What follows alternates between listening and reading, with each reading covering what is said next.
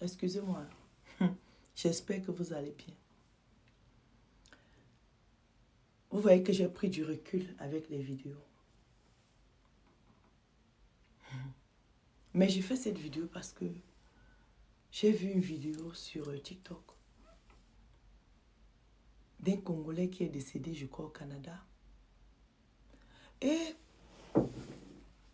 les gens sur TikTok me disent, Maman Loulou, pourquoi tu as arrêté tes vidéos? On adore ce que tu fais. Ok? Vous adorez ce que je fais. Juste que ça m'épuise en fait. Ça me prend beaucoup d'énergie. En dehors de ça, moi j'ai un boulot. Je vous avais dit ici que dans la vie, en tout cas quand on émigre, parce qu'en Afrique, vous savez, en Afrique on vit en famille. En Afrique, il n'y a personne qui vit seul. Parce que même quand tu loues ta petite chambrette ou chambre, le voisin, la voisine va venir sonner pour demander le piment, le sel, l'huile, tout ce que tu veux. Donc ce qui est sûr, tu vas parler à quelqu'un ce jour-là. Mais en diaspora, les gens qui aiment vivre seuls-là, c'est moi-même qui vous dis ici que parfois c'est bien d'être dans son coin. Mais quand je vous dis d'être dans votre coin, ça ne veut pas dire qu'il faut vivre isolé. Non. Ne vivez pas isolé quand vous êtes en diaspora. C'est important. Quand vous êtes en diaspora, essayez de vous intégrer, même 30% dans votre communauté. Parce qu'on va beau dire, on va dire tout ce qu'on veut. La communauté est très importante. Il ne faut pas ignorer sa communauté. Qu'elle soit bonne ou mauvaise. Il y a les bons et les mauvais partout. Mais il faut savoir côtoyer les gens, fréquenter les gens. Il faut avoir les stratégies pour fréquenter les gens. Ce n'est pas parce qu'on fréquente les gens qu'on est des amis de ces personnes-là. Parfois, tu fréquentes les gens parce que tu veux te protéger. Quand je dis protéger, ça veut dire que si t'arrive quelque chose demain, ces personnes-là seront là. Parce qu'ils diront que cette fille, on la connaît. Mais ce garçon, si on le connaît, il venait ici, passer ici de temps en temps. Ils seront là. Parce qu'ils vont te reconnaître comme les frères, comme les sœurs. Quand je dis ceci, quand on vit à l'étranger, évitez de vivre seul. En fait, c'est avec du recul que je comprends pourquoi il y a beaucoup de mariages bizarres en diaspora. Parce qu'en diaspora ici, les gens se mettent tellement en couple. 1, 2, 3, 4. Tu attends qu'ils ont d'aménager. C'est avec du recul que je comprends. Avant, je croyais que c'était juste pour les factures. Mais en fait, les gens aussi ont peur de se retrouver un jour seul dans les lits. C'est vrai que tu peux dormir avec quelqu'un. Tu te réveilles le matin, il est vivant, tu pars au boulot. Quand tu reviens le soir, il n'est plus là. Mais au moins, tu l'as trouvé là le soir. Quand tu vis seul et que tu n'as pas ta routine avec quelqu'un, ça veut dire quoi? Je vous avais dit ici que quand on vit, on a des amis, on a de la famille. Il faut toujours avoir quelqu'un avec qui tu parles tous les jours que tu fais.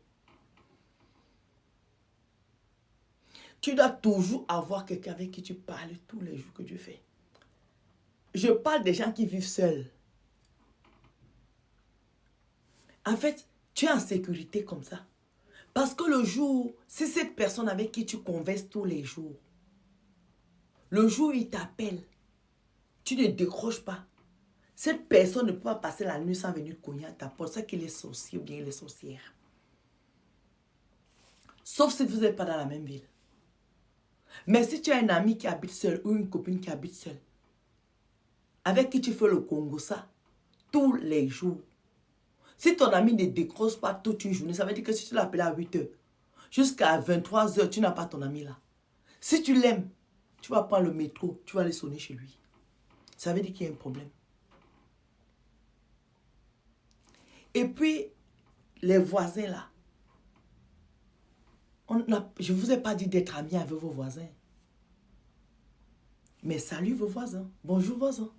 Quand Noël arrive, Prends une bouteille de champagne, va sonner chez ton voisin, offre-lui. Le voisin que tu penses que demain, si tu as une situation, il peut venir sonner chez toi. Tu prends une bouteille de champagne. Je n'étais pas dit d'aller prendre la bouteille de champagne la plus chère. Même les chocolats, comme c'est Noël, vu que nous, on est en Europe, on est en France. Ou bien une bonne bouteille de vin. Chocolat, tu emballes. Joyeux Noël, mon ami. Joyeux Noël, voisine. Voisine, je fais une fête chez moi. Ça te dirait de venir prendre un verre. La voisine là, quand elle ne va pas te voir un jour, 2 jours, 3e jour, elle va venir sonner sur toi. Ou bien si elle n'entend pas les bruits. Parce que nous qui sommes parisiens, quand mon voisin fait le bruit, je l'entends. Si mon voisin n'est pas là 3 jours, moi je saurai. Parce que même quand il parle, je l'entends. Quand il claque sa porte, je l'entends. Oui. Donc si je n'entends pas le bruit chez ma voisine 3 jours, je vais aller sonner pour demander que mais la maison c'est calme d'habitude, ce n'est pas comme ça. Qu'est-ce qui se passe? Pareil aussi chez elle. Elle va venir sonner. Donc mes amis, essayez de vous intégrer en société.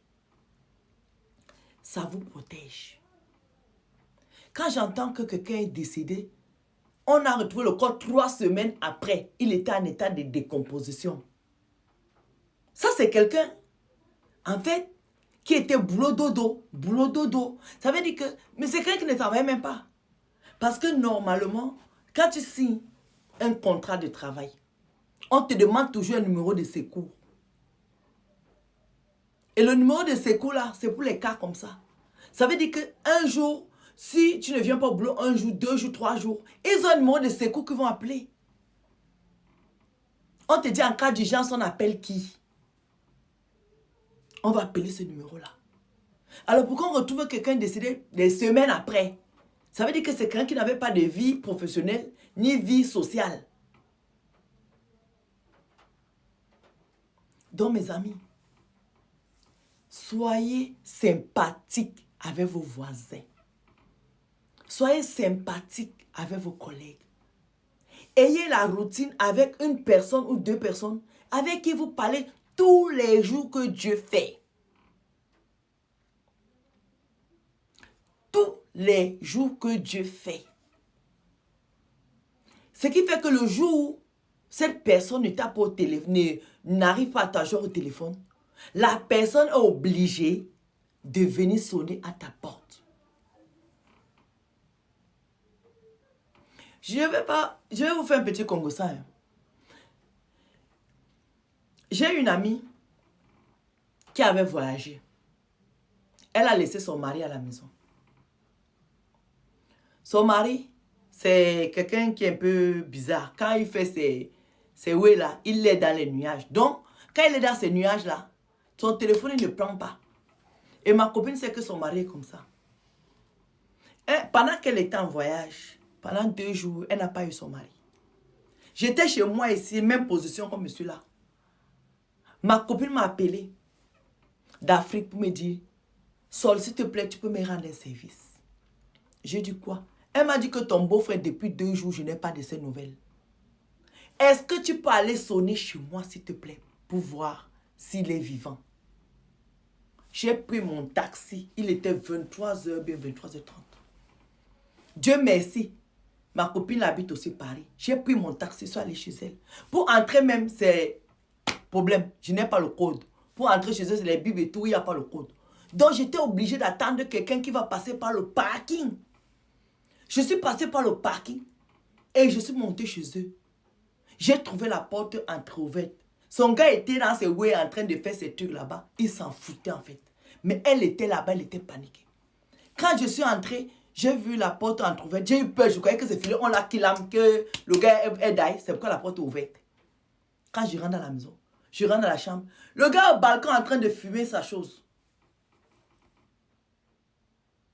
Alors que sa femme était en panique en Afrique.